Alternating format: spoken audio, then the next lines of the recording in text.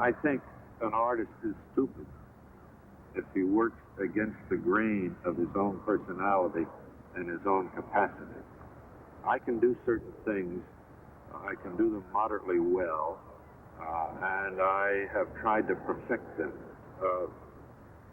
I think a subject is available to whoever grapples with it. If you look at the 5 or 6 great successes I've had, how many of you would choose either one of them as a subject for an important novel?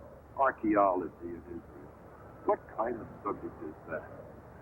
Or geese on a Chesapeake Bay.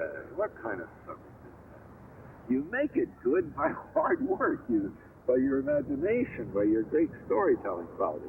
And that's the job of the writer, to take whatever subject you want and make it.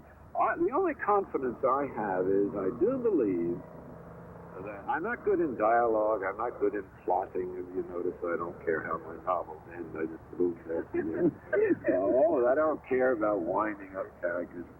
But I do believe that if I put my mind to it, I could describe a kitchen chair in about 4 paragraphs and make you read to the end of those 4 paragraphs. That I can do. And somebody else can do something else.